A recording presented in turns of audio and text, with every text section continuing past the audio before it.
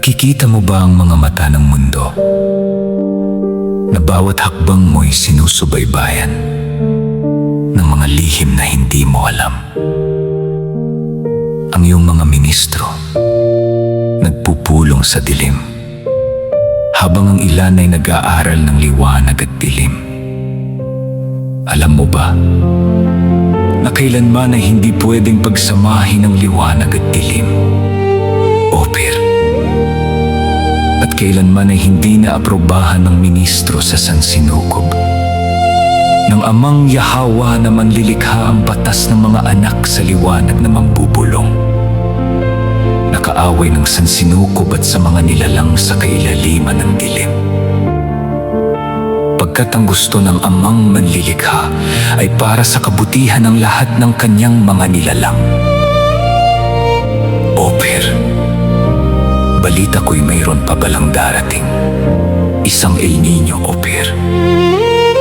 Maghanda ka, Ophir. Tulad ni Joseph sa Ehipto na kaligtas sa 7 taon na taggutom at kapighatian. Nauuhaw, ngunit walang mainom.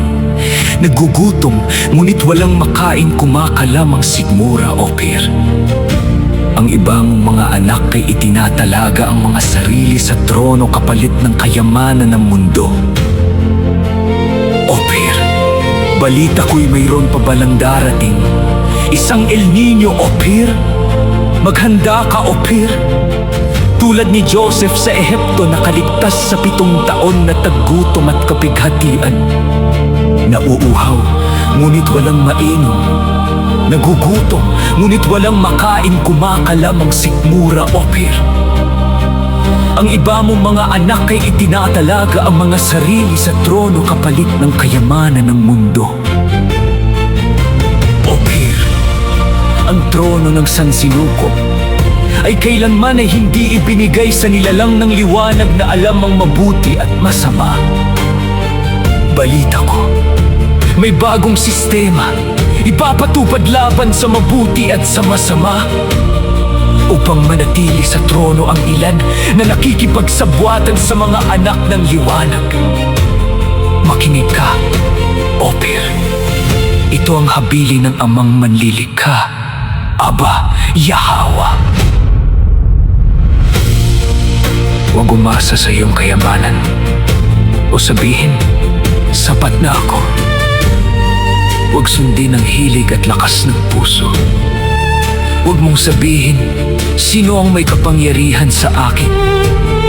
Huwag mong sabihin, nagkasala ko ngunit ano ang nangyari sa akin? Huwag magtiwala ng labis sa kapatawaran. Huwag ipagpaliban ang pagbabalik loob sa amang Yahawa. Huwag umasa sa kayamanang hindi tapat. Manindigan sa iyong nalalaman. Maging pare-pareho ang pananalita. Maging mabilis sa pakikinig at magbigay ng tugon ng may pagtitiis. Kung hindi mo nauunawaan, takpan ang bibig. Huwag maging may 2 dila. Sa malaki o maliit na bagay, huwag manakit. Ophir, ang mga salita ng Aba Yahawa ay parang ilaw sa kadiliman. Parang hangin na nagdadala ng malamig na babala. Parang punong matatag na nakatindig sa gitna ng bagyo. At ang iyong puso, kung makikinig, ay magiging parang gintong palamuti. Matibay, malinis, at nagliliwanag sa kabila ng dilim. Ophir, makinig ka. Ito ang habilin ng ating amang manlilikha na si Aba Yahawa. Ipahayag mo ito sa iyong mga anak, para sa kanila maging gabay. Sa bawat salita, may bigat, may awa, may poot, may liwanag.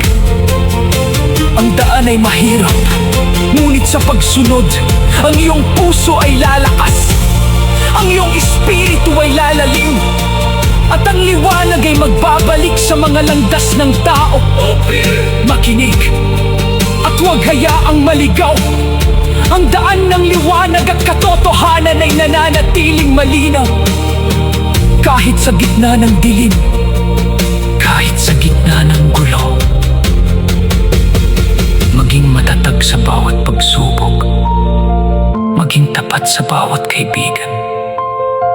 At huwag hayaang ang masamang pangalan ay magdikta sa iyong landas. Oper, ang mundo ay nagmamasid. Ngunit ang iyong puso, kapag bukas sa aba, yahawa, ay magiging tanglaw, ay magiging kanlungan, at ay magiging daan ng pag-asa.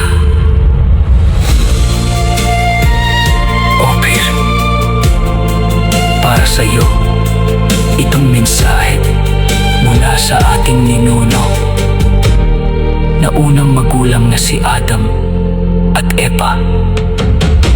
Pakinggan mo, Oper. Oper.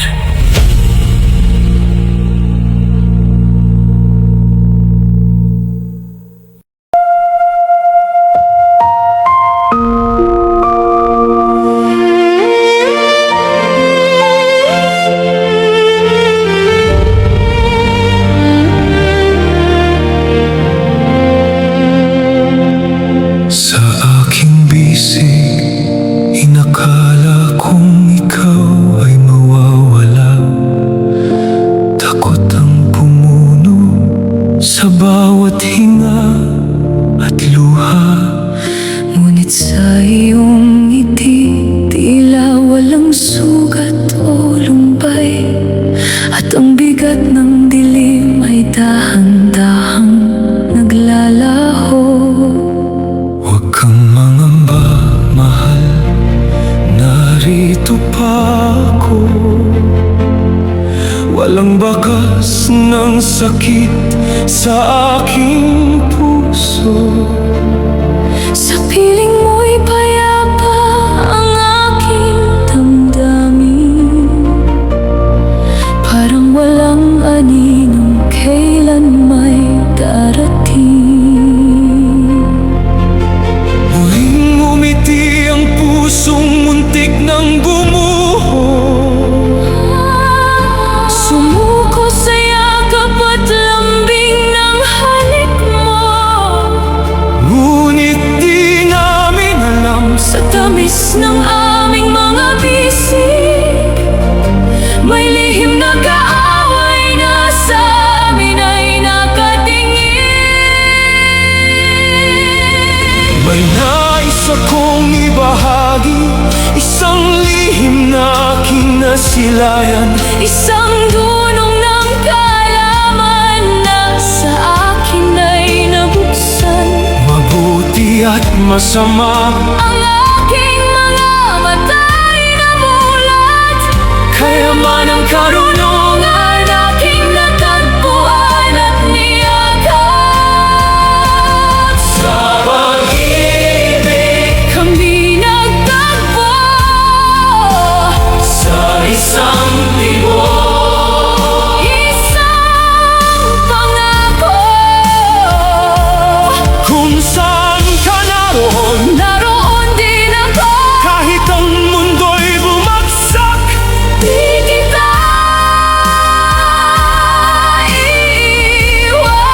iiwan. may kahariang bago. Ligayang walang hanggan, Ngunit kulang ang saya.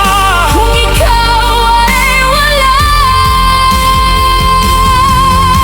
Naririnig ko ang tawag, ngunit ako'y nanginginig. Takot sa lumikha, Takot din sa iyong pagalis. paano mabubuhay kung ikaw ay mawawala? Ikaw ang aking laman, Aking kaluluwa, namumutla ang mukha. nanginginig ang kamay. Isang pasyang mabigat, Ang sa akin sumakay,